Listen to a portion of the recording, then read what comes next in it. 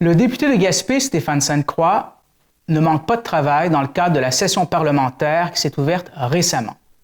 L'inflation, les transports, la crise de la crevette sont au nombre des dossiers qui sont sur sa table de bureau. La session parlementaire venait tout juste de s'ouvrir que la crise de la crevette à Rivière-au-Nord se faisait entendre sur toutes les tribunes. En effet, des dizaines d'employés ont perdu leur emploi depuis que l'usine Marinard, située à Rivière-au-Nord, a annoncé au début de septembre la suspension de ses activités du fait que la crevette se fait plus rare.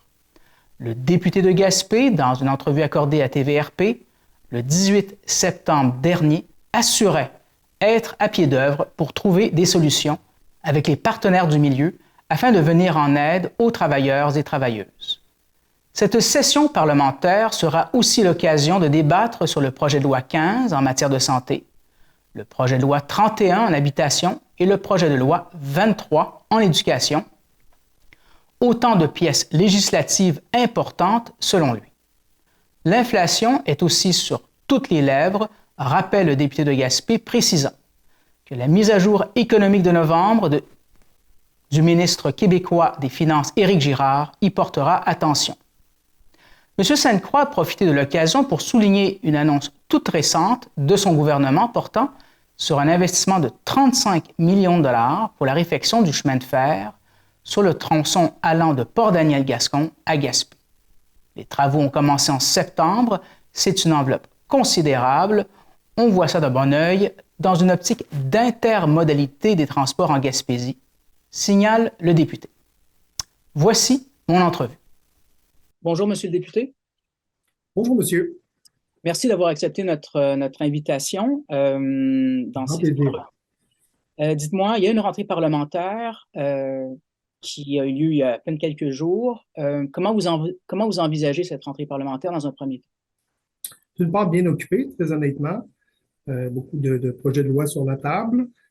Projets de loi assez costauds là, pour la suite des choses au niveau de nos travaux parlementaires.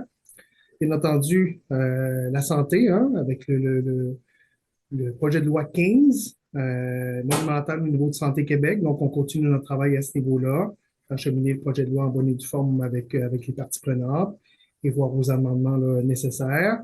L'habitation, projet de loi 31, donc disposition en habitation pour le volet principalement locataire et locataire. Donc là aussi, des enjeux particuliers considérant l'état de la question, si on veut, nationale, mais qui nous touche aussi, nous, en région, bien évidemment. La question de l'éducation, bien évidemment, le projet de loi 23, donc la gouvernance scolaire essentiellement, donc à pied d'œuvre à ce niveau-là aussi. Et puis, bien entendu, on va parler d'immigration, hein, au niveau de capacité d'accueil, au niveau de francisation, au niveau de régionalisation. Et bien entendu, on va parler d'inflation, compte tenu de l'état de la question partout en province, dans l'ensemble du Canada. Et puis, ben ça, c'est des sujets là, qui vont bien évidemment occuper là, la scène nationale, mais on a aussi des enjeux très précis au niveau de nos régions, de notre comté. Et puis, ben, on va s'attaquer à ça là, dans les prochaines semaines, prochains mois. Dites-moi, il y a une équipe caquiste. On voit qu'il y a une réunion avec la ministre. On sent, du moins avec ce qui semble être ressorti sur la place publique, qu'il y a un travail de collaborateur. En fait, c'est collégial, disons-le ainsi, entre vous tous. Comment cette dynamique se déploie entre vous à titre de députés là, régionaux? Je vous dirais, dans un premier temps, de façon personnelle, hein, ça reste qu'on est on est des êtres humains d'abord et avant tout. On est des collègues qui habitent des régions avec des enjeux particuliers, mais aussi des enjeux communs en termes de ruralité, en termes de développement économique, en termes d'occupation du territoire, la question de l'énergie, la question du transport. Bref, il y a beaucoup de similitudes là, dans nos régions respectives. Donc, avec mes collègues de Côte-Sud, du Bas-Saint-Laurent et ma collègue de Bonaventure, tout ça avec la mainmise de la ministre là, sur notre dynamique. Là. On a donc initié dans les dernières semaines là, un caucus de liste où on prend le temps d'une part d'échanger, de discuter des enjeux particuliers de chacun et chacune dans nos comtés et de parler de stratégie, comment on aborde les dossiers, comment on aborde la question communicationnelle, pédagogique, comment on fait cheminer hein, auprès des parties prenantes ministérielles essentiellement Donc, très heureux de faire partie de cette belle dynamique-là d'équipe. Très heureux aussi de pouvoir échanger avec mes collègues sur nos réalités rurales qui sont aussi très importantes. Là, hein. On se dit un gouvernement des régions, donc c'est important de l'avoir en tête, de le rappeler, de le verbaliser, et puis d'arriver auprès de nos collègues avec une bonne connaissance de nos dossiers, bien argumentés, pour s'assurer d'une part d'une compréhension intéressante de nos collègues et de s'assurer, nous aussi, d'une cohérence dans nos actions qui visent, dans le fond, les différents cabinets pour faire cheminer favorablement nos dossiers. Donc, une belle dynamique. Ça, on a eu une première vraie belle rencontre là, en début de fin d'été, pardon. Et puis, mais voilà, on est à pied d'œuvre là, pour faire avancer nos différents dossiers. Je vais revenir avec des dossiers très pointus de notre région. Reste que dans la communication qui nous a été envoyée, on parle d'inflation. Et cette inflation, évidemment, on sait qu'elle est sur toutes les lèvres à la fois du côté fédéral que provincial. Du côté provincial, ça nous concerne aussi. L'inflation, ça touche les Gaspésiens aussi. Qu'est-ce qu'un gouvernement peut faire de manière un peu plus pointue pour une région comme la nôtre? Moi, je pense que dans les dernières semaines, derniers mois, on a pu prendre en considération vraiment l'impact de l'inflation sur l'ensemble de la population de la province et particulièrement aussi dans notre région. Bon, c'est évident qu'il y aura une mise à jour là, quelque part autour du mois de novembre de notre ministre des Finances, M. Girard. Assurément qu'on est en attente là, de certaines mesures qui pourraient venir profiter aux familles, que ce soit la question du logement, que ce soit la question de l'épicerie, que ce soit la question de l'essence. Alors, nous, on a fait des démarches particulièrement, moi et ma collègue, là, cet été, avec d'autres aussi collègues ailleurs en région, sur bon le prix de l'essence, la fixation du prix de l'essence. Donc, c'est différentes actions, différents secteurs d'activité sur lesquels on va tabler pour faire en sorte de venir en aide à nos citoyens et nos citoyennes pour alléger là, le défi actuellement, l'enjeu qu'on a au niveau du portefeuille des Québécois et des Québécoises. En effet, c'est un enjeu et très sérieux d'ailleurs. Dites-moi, Monsieur le député, 35 millions de dollars, le chemin de fer, un investissement quand même important. On y croit à ce chemin de fer. Votre gouvernement y croit, du moins c'est ce que laissait entendre plusieurs de vos ministres. Vous envisagez comment ce 35 millions de dollars? Bref, c'est ciblé comme investissement pour l'instant. Très ciblé comme investissement au niveau d'infrastructures de transport. Conformément à l'annonce ministérielle de juin par la ministre Transport et Mobilité durable, Mme Guilbeault, donc on va de l'avant avec le tronçon 3 de 3 au niveau de la mise en valeur du rail. Donc, les travaux ont commencé là, au début du mois de septembre. Donc, une enveloppe là, considérable pour le tronçon. On parle de relier là, Port-Daniel-Gascon jusqu'à Gaspé, essentiellement. Donc, on voit ça de très bon œil, un investissement majeur, considérable pour la région, un investissement stratégique pour l'économie du Québec, l'économie de demain. Donc, on parle de développement durable, on parle de mobilité, on parle aussi d'une infrastructure qui, somme toute, peut très bien s'inscrire dans une dynamique d'intermodalité au niveau industriel, d'une part, au niveau touristique, d'autre part, au niveau citoyen aussi, considérant les enjeux qu'on a d'accès à la région. Donc, on voit d'un très bon œil là, de notre côté, du côté du gouvernement du Québec, l'investissement substantiel au niveau du ferroviaire. Je dirais que tout ça aussi se rattache avec l'investissement qu'on a fait dans les dernières années au niveau du portuaire. On va faire des liens avec le ferroviaire en termes de manutention, cargo au niveau de notre région. On va aussi parler de routiers, bien entendu, donc des investissements continus au niveau du service de transport routier, l'infrastructure routière en Gaspésie. Et puis, aérien, on a un enjeu là aussi devant nous, un défi de taille pour faire en sorte d'améliorer les services aériens en région. Et puis, mon collègue le Montigny est à pied d'œuvre à ce niveau-là aussi. Donc, on devrait, là, dans les prochaines semaines, les prochains mois, arriver là aussi avec des actions concrètes pour venir en aide au secteur d'activité aérienne. Permettez-moi, si je sais pas si vous avez ce détail, mais le 35 millions de dollars concerne d'où à où à peu près, juste pour que les gens puissent visualiser à peu près où seront effectués les travaux. Je n'ai pas nécessairement le détail, mais ce que je peux vous dire, c'est que dans le fond, on vient aussi supporter la société de chemin de fer dans la gestion de toute la dynamique du calendrier, de la feuille de route des travaux. Mais je pourrais trouver cette information-là et vous la transmettre sans.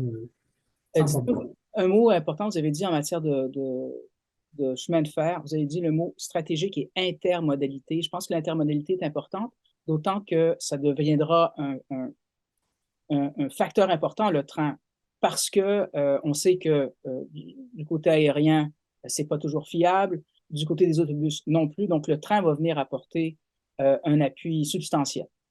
Et c'est notre souhait dans la vision qu'on a au niveau de la région en termes de transport. Je pense qu'on a un élément, un actif drôlement stratégique avec le rail.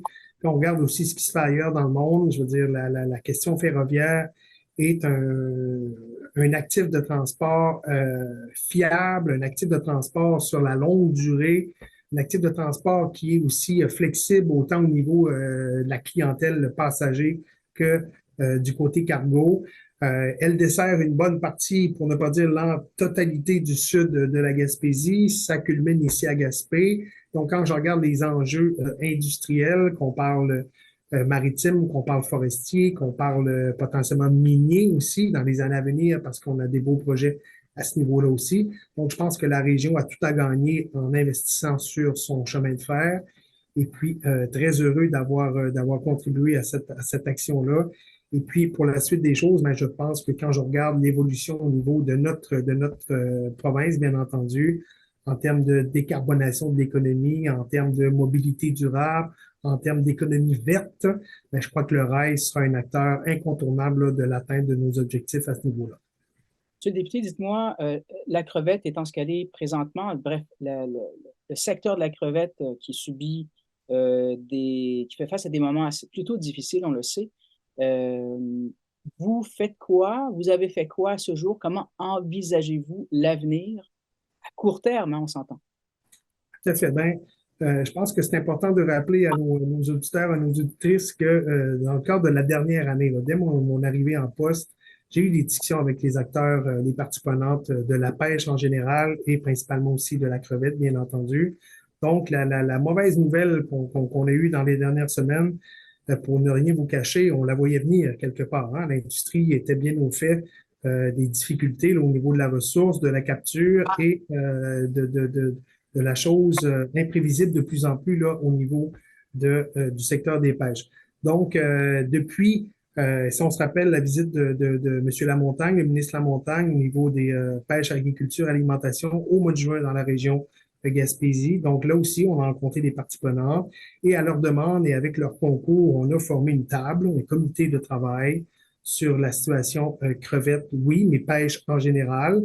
Et puis, depuis ce temps-là, bien, on est en constant dialogue, là, grosso modo, à chaque quinzaine. Donc, on a des rencontres à ce niveau-là, autant au niveau de la pêche, au niveau de la transformation. Donc, on a une très bonne idée, dans le fond, de comment évoluent les choses. Et puis, dans les dernières semaines, bien, on a assis, bien évidemment, Emploi Québec avec l'industrie. On essaie d'amener là un accompagnement assez particulier à tous et chacun qui vivent des situations différentes au niveau de leur employabilité. Et puis, on a aussi rencontré, bien évidemment, les gestionnaires de l'usine Marinard principalement, mais on a ouvert aussi la discussion à l'ensemble, dans le fond, des joueurs qui sont tous impactés d'une façon ou d'une autre par la fermeture de Marinard. Et puis, ben, dans les dernières semaines, beaucoup de rencontres, beaucoup d'informations aussi. On est allé à la cueillette d'informations pour documenter la situation, s'assurer d'avoir le portrait le plus complet possible. Et puis, ben, cette semaine, il y aura une rencontre avec la communauté où on va aller présenter un peu l'état de la situation, nos démarches, les services qui sont disponibles auprès des travailleurs et des travailleuses. Et puis, on va espérer, dans un premier temps, pouvoir replacer les gens qui sont en situation de pouvoir se replacer ailleurs au niveau du marché du travail. Ça, c'est la bonne nouvelle. Il y a quand même des opportunités intéressantes actuellement au niveau du plein emploi à Gaspésie. Et on va accompagner plus particulièrement, de façon plus serrée, ceux et celles qui devront, d'une façon ou d'une autre, se qualifier pour les prestations d'assurance emploi. Donc, on est sur le terrain, on est à l'écoute, on est en action pour accompagner ces gens-là et faire en sorte de trouver les solutions les plus pérennes possibles dans la situation d'urgence actuelle. Bien, Monsieur le député, merci beaucoup pour cet entretien. Ça m'a fait grand plaisir. Revoyez tous nos reportages sur notre site Internet.